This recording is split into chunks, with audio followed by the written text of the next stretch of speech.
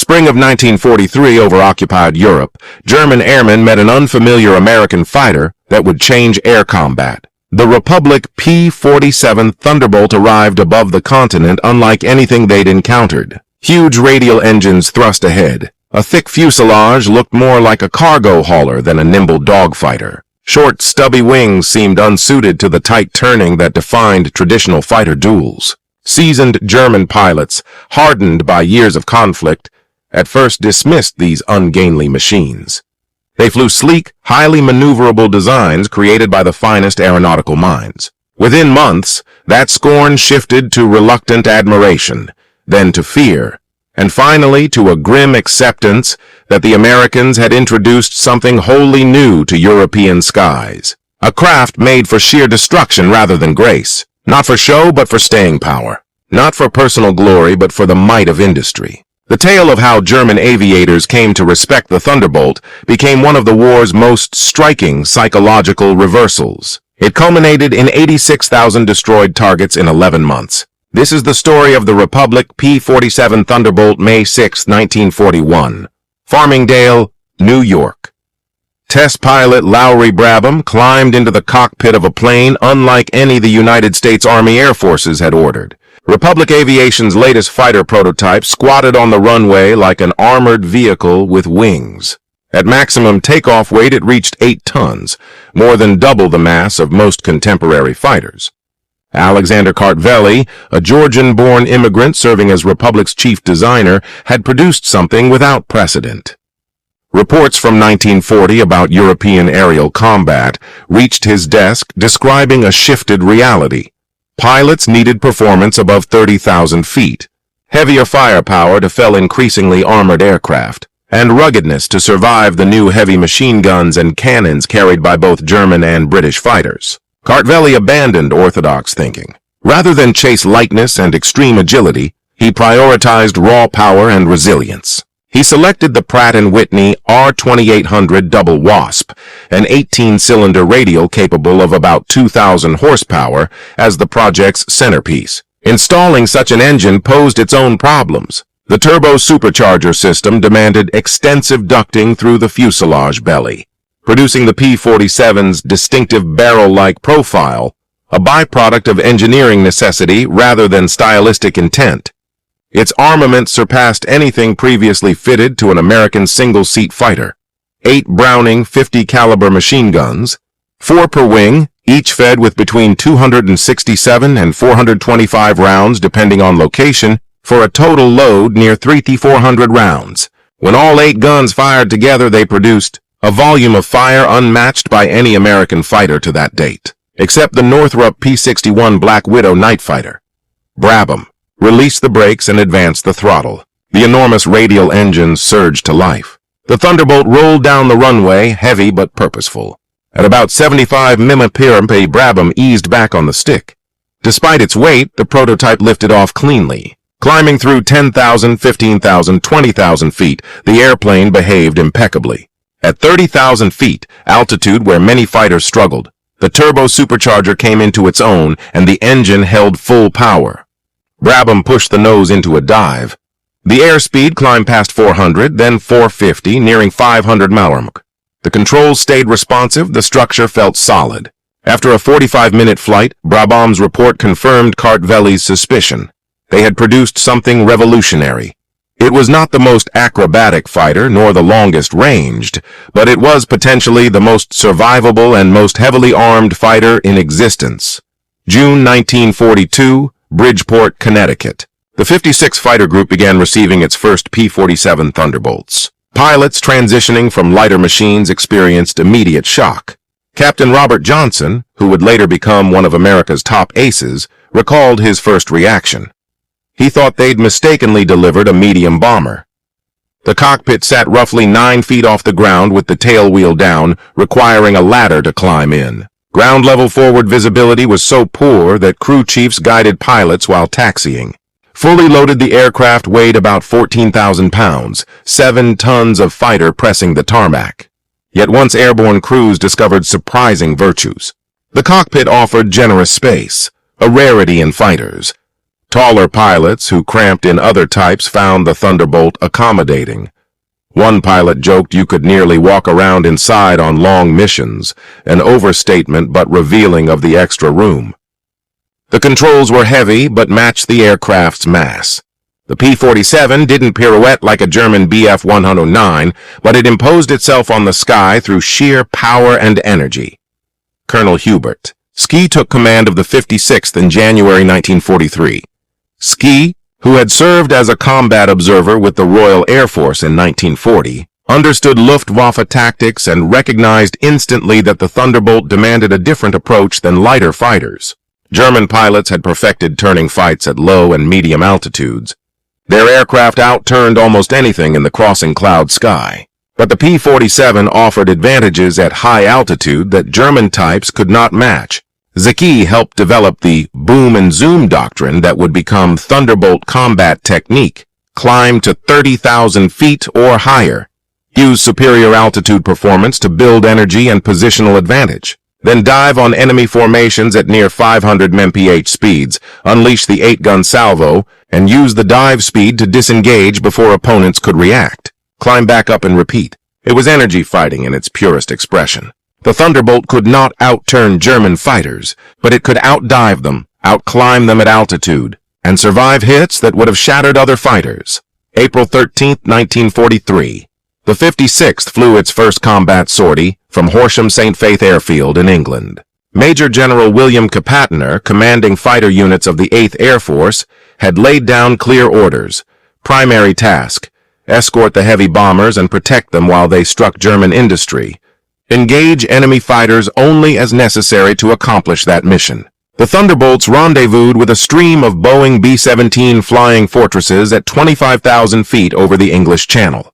The bomber stream extended for miles, hundreds of 4-engine bombers en route to targets in occupied Europe. German radar tracked their approach and Luftwaffe fighter units scrambled from airfields in northern France and Belgium. The first clashes occurred off the Belgian coast as Messerschmitt Bf-109s and Focke-Wulf Fw-190s climbed to intercept. German pilots, seasoned by 3 years of war, knew how to exploit bomber formations' weaknesses and understood escort fighters' limits. What they did not yet fully grasp was the Thunderbolt. Over the next 3 months, Luftwaffe units met P-47s more often, and a pattern emerged. American pilots avoided turning fights, fought from altitude using speed and dive ability, and their airplanes could take punishment that would have wrecked German fighters. June 26, 1943. Lieutenant Robert Johnson, flying P-47D Serial 23906, nicknamed All Hell, experienced the episode that would cement the Thunderbolt's reputation. Johnson had escorted bombers deep into Germany, and returning low on fuel, was isolated when a group of German fighters attacked him alone. What followed became one of the most chronicled survival episodes of the air war. German fighters struck repeatedly, raking Johnson's aircraft with hundreds of rounds. His canopy jammed, hydraulic fluid spattered the windshield, control cables were cut, and the fuselage turned into a sieve of bullet holes. After landing, he counted over 200 impacts. His wingman had been shot down, and Johnson was left crippled and alone, only a few hundred meters from safety. Yet the Pratt Whitney R-2800 kept running. The thick aluminum skin and redundant controls kept the plane flyable. Unable to bail out because of the jammed canopy, Johnson nursed the shot-up Thunderbolt across occupied territory, struggling to keep altitude on damaged controls. The F-190 pulled alongside. The German pilot stared at the wrecked Thunderbolt and saw Johnson wounded but alive in the cockpit. For a long instant the two flew together, then the Germans saluted and disengaged without firing, a sign of grudging respect. No German fighter could have borne what Johnson's airplane had taken. Johnson reached England. Ground crews counted 210 bullet and shell strikes and pronounced the airframe almost scrap. Yet after 3 weeks of repair, all hell returned to duty. News of Johnson's survival spread through both sides' squadrons. To American pilots, it proved the Thunderbolt's legendary toughness. To German pilots, it raised unsettling questions about what kind of aircraft could absorb such punishment and still fly, what that revealed about American engineering. and what it meant for aviators used to the relative fragility of their own fighters. October 8, 1943. Major Hans Philipp, a Luftwaffe ace credited with over 200 victories, led his wing on an interception mission. Philipp represented the Luftwaffe's elite, having flown more than 500 combat sorties. He wore the Knight's Cross with oak leaves and swords, one of Germany's highest honors, and was regarded as nearly unbeatable. At 30,000 feet over Germany, his formation ran into Thunderbolts from the 56th Fighter Group. The Americans held the altitude advantage. Philipp's engine began to falter in the thin air. The Messerschmitt Bf-109, optimized for combat under about 25,000 feet, struggled to perform at that height. The Thunderbolts dove in. Lieutenant Robert Johnson, flying the same aircraft that had survived the June engagement, led his element into firing position. His combat report was terse. Hits along the fuselage, aircraft detonated, no shoots. Hans Philipp, the ace who had survived some 500 missions, was killed in seconds. The psychological shock rippled through Luftwaffe units. If Philipp could be slain by these American fighters, what chance did ordinary pilots have?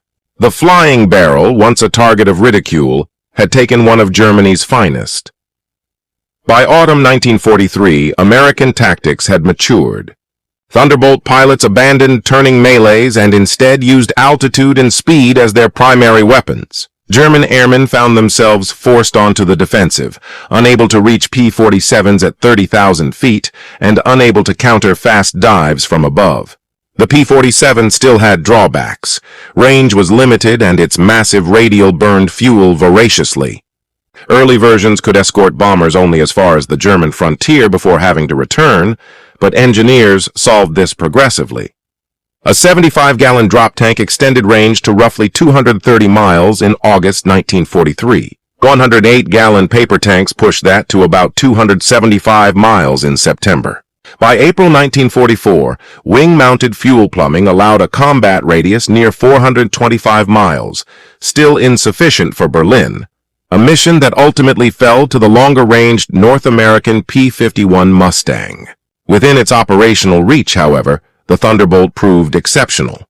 As 1944 opened, Allied planners found a new role that suited the Thunderbolt's strengths. In January 1944, Supreme Headquarters Allied Expeditionary Force began preparing Operation Overlord, the Normandy invasion.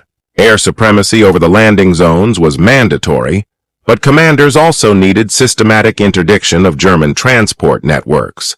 Every rail line, bridge, depot, and convoy had to be neutralized. Those ground attack missions exposed aircraft to dense anti-aircraft fire, and the P-47 was ideal for the job. Its 18-cylinder radial engine could keep running even with cylinders lost. Its robust aluminum skin could withstand hits from 20-millimeter and 30-centimeter shells and remain airborne. The straight wing provided stable dive and strafing platforms, and its 850 caliber machine guns could rip apart almost anything on the ground. Lieutenant Colonel Glenn Duncan of the 353rd Fighter Group pioneered low-altitude attack tactics in March 1944. A lanky Texan with an aggressive streak, Duncan persuaded commanders to test the Thunderbolt as a fast, low-level attacker. His demonstration missions revealed capabilities beyond expectation. Thunderbolts could dive from altitude, strike at speeds approaching 400 mph, sustain defensive fire, and climb back clear. Pilots learned to spot targets from high up, plan approaches that reduced exposure to flak, and synchronize attacks so multiple aircraft struck simultaneously. By April 1944, all 9th Air Force P-47 groups had converted to fighter bomber roles, practicing dive bombing with 500-pound bombs, employing M8, pilot called bazooka rockets, and perfecting 8-gun strafing runs. They became specialists in ground attack while retaining air-to-air competence. As D-Day neared, Thunderbolts were dismantling transport infrastructure across northern France. Marshalling yards burned, bridges were blown, convoys erupted on the roads, and airfields were cratered into lunar-like wastelands. These strikes covered broad areas from Brittany to the Pas de Calais to obscure the true invasion site from German intelligence. German commanders responded by beefing up air defenses. 88mm flak batteries protected vital nodes, while 20mm and 37mm guns defended convoys and troop positions. Even small arms were a danger at the low altitudes P-47s attacked. Losses rose, but the loss rate remained favorable. Fewer than one aircraft lost per 100 sorties, because of the Thunderbolt's ruggedness. Lieutenant Ray Murphy's P-47, Chief Seattle, exemplified that durability.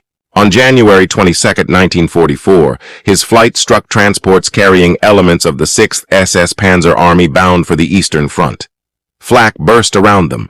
Murphy's fighter took hits from heavy shells that blew a tire, shattered the hydraulics, and knocked out 2 engine cylinders. He kept the crippled airplane flying for 75 miles back to base, landed on 1 good tire and 1 flat on an icy strip, and careened off the runway into a snowfield. He shut down the engine to prevent fire and climbed out unhurt. Chief Seattle returned to combat after repairs and survived. Months of combat attrition until a takeoff accident on April 18, 1945, ended its service after surviving damage that would have destroyed lesser types many times over. Say, June 6, 1944, D-Day, Allied forces launched the largest amphibious invasion in history, and Allied air forces flew over 14,000 sorties that day. 9th Air Force Thunderbolts gave close air support to troops landing on the beaches, struck German strongpoints, interdicted roads to block reinforcements, and patrolled over the invasion fleet.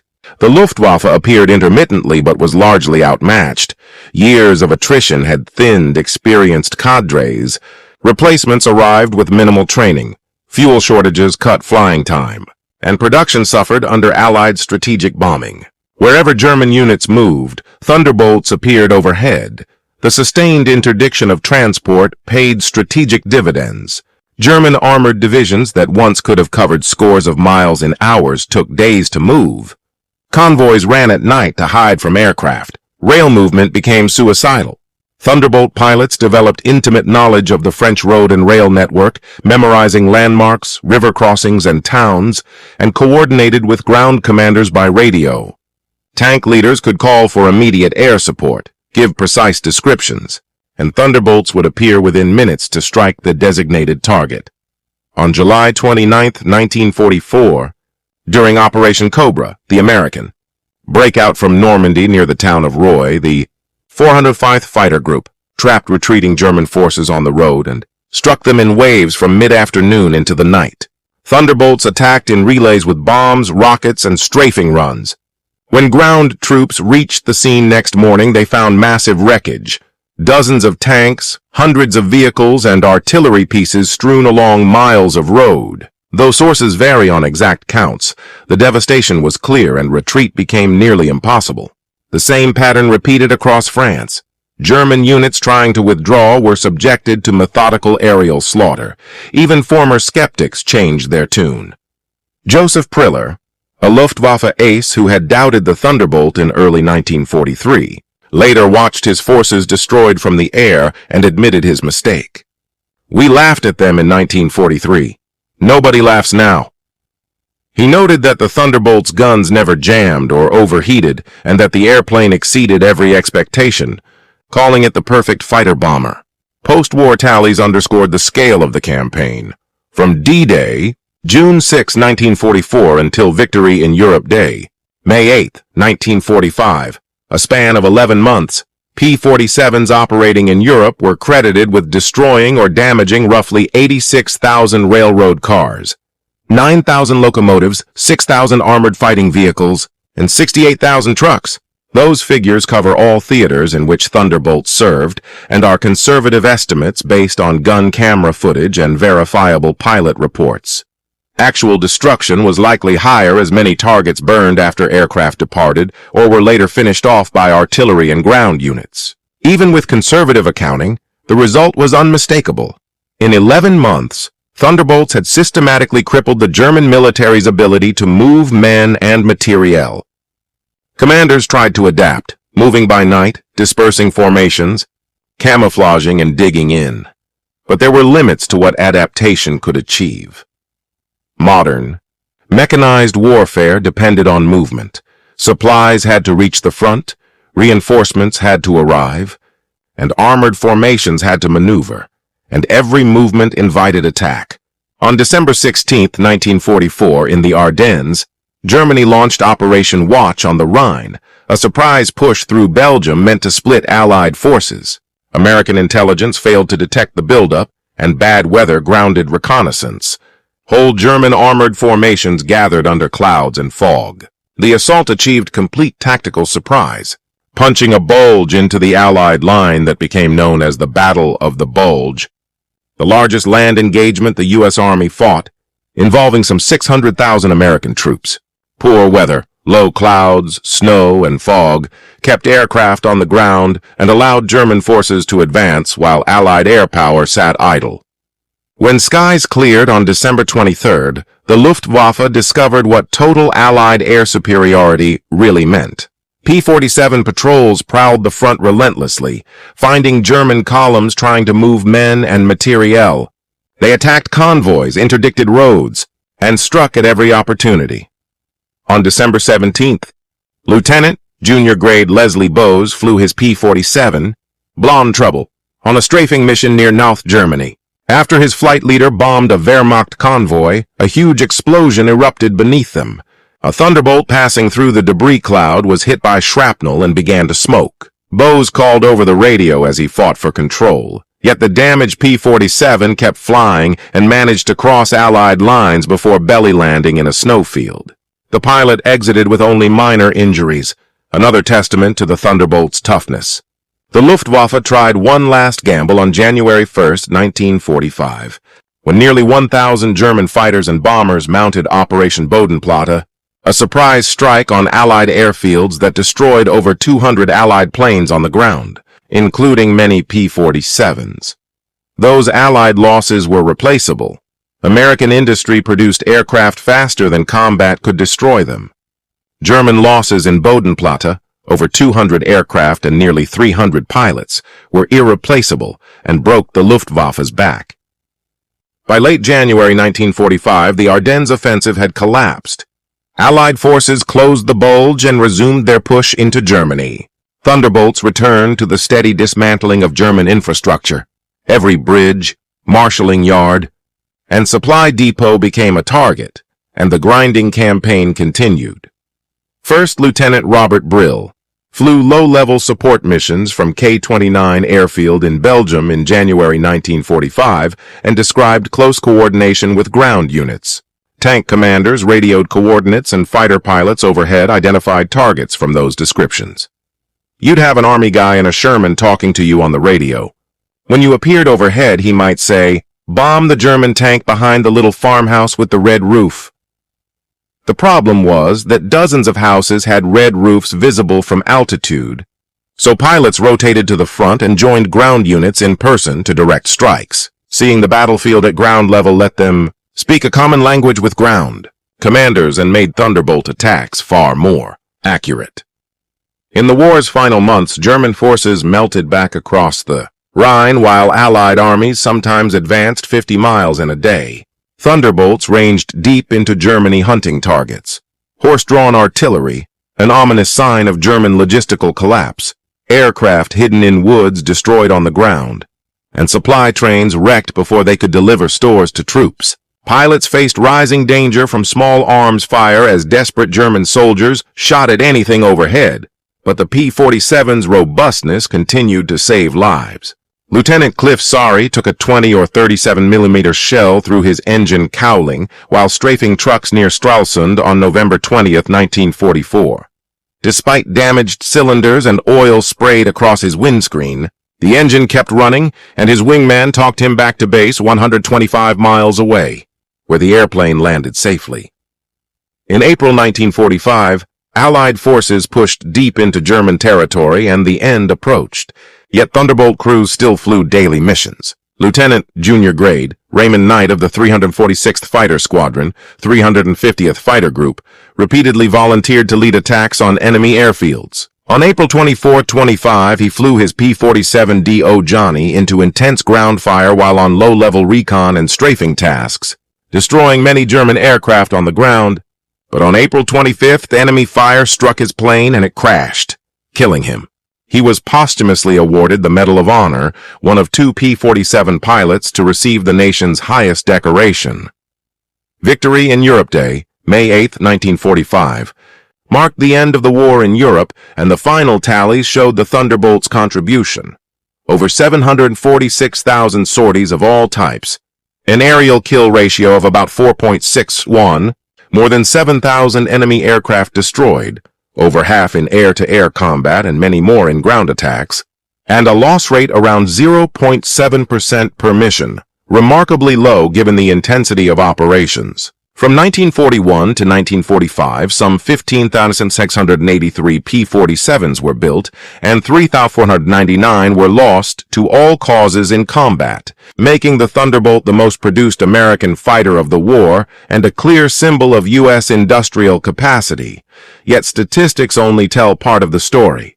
The P-47 represented a fundamental change in fighter design philosophy, where earlier fighters prized lightness, agility, and raw speed. The Thunderbolt emphasized firepower, toughness, and survivability. It accepted weight to provide protection, traded some maneuverability for heavy armament, and prioritized returning pilots to base over peak performance. That approach matched American strategic advantages. The U.S. could build and train at scale, so saving pilots and airframes multiplied combat power. A pilot who survived a tour could fly another. An aircraft that limped home could be repaired and returned to service. German fighters, elegant and high-performing, were often fragile. Damage to an inline engine or control systems frequently forced a bailout. P-47 crews, by contrast, were often able to nurse badly damaged machines home. The psychological effect on German airmen was profound. Knowing that enemy planes could absorb tremendous punishment while their own fighters could not, created constant stress.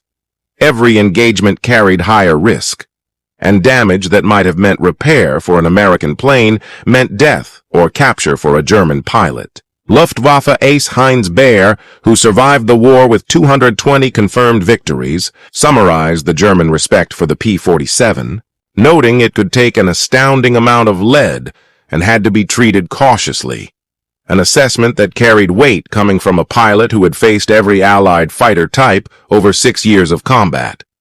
German attitudes had fully transformed, from ridicule in early 1943 to fearful respect by 1945, from sneering at the flying barrel to calling it the perfect fighter bomber.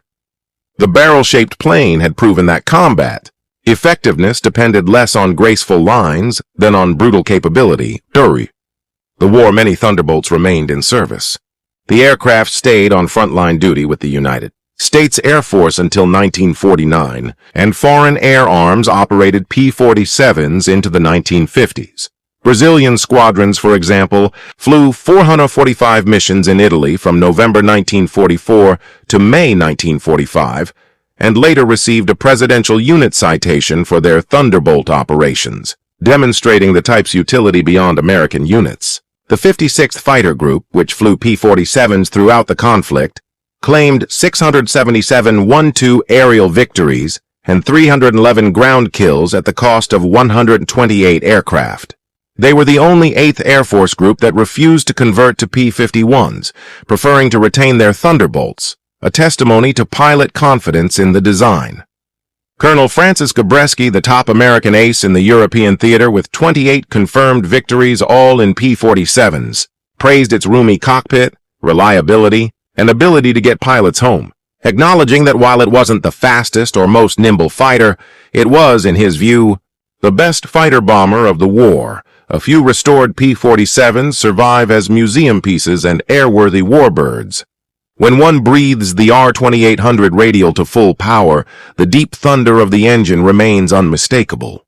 The Thunderbolt's focus on heavy armament and survivability influenced later designs.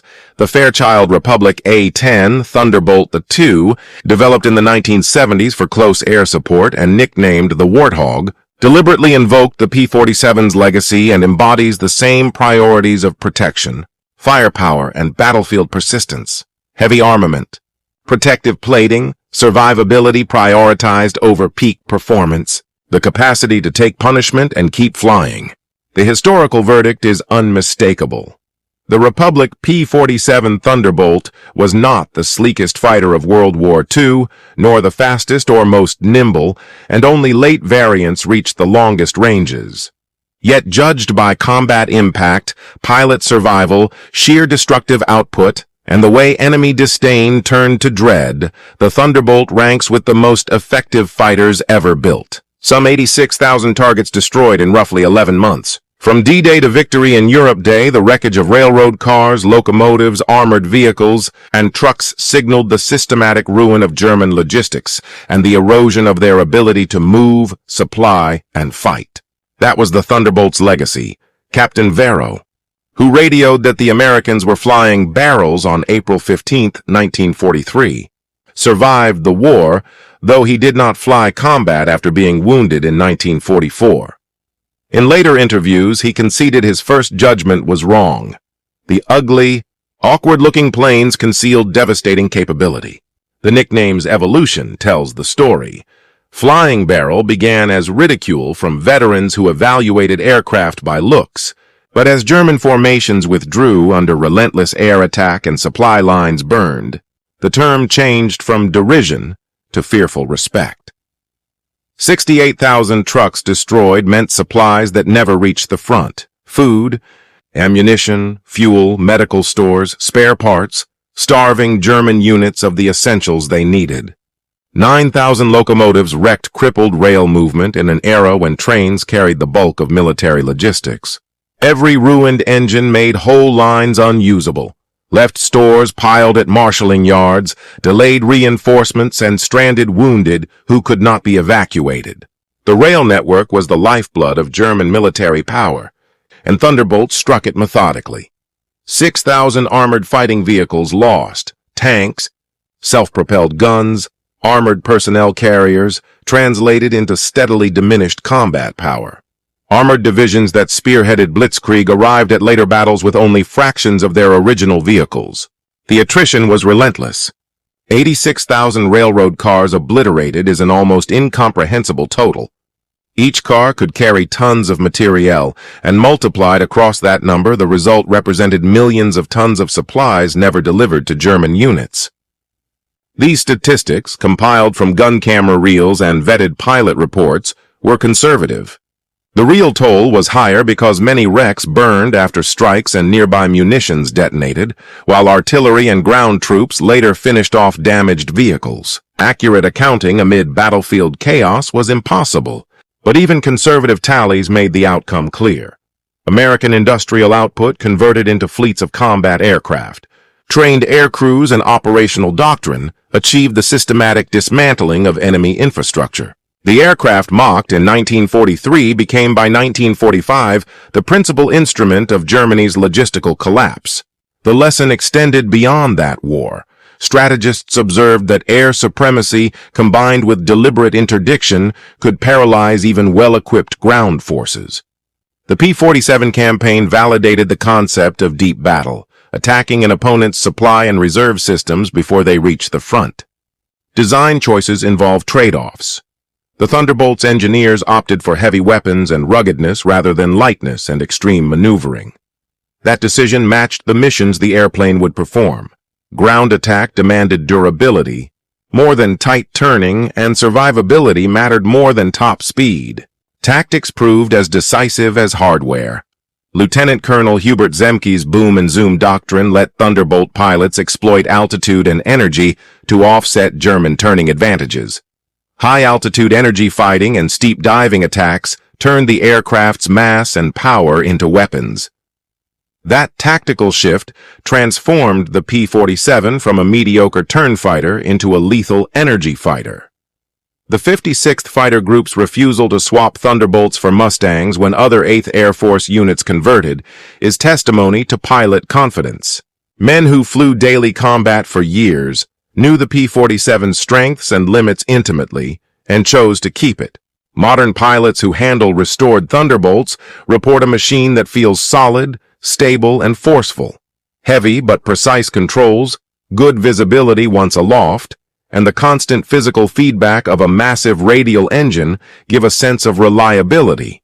Many compare it favorably to piloting an armored vehicle. Beyond combat, the P-47 symbolized American industrial strategy applied to warfare.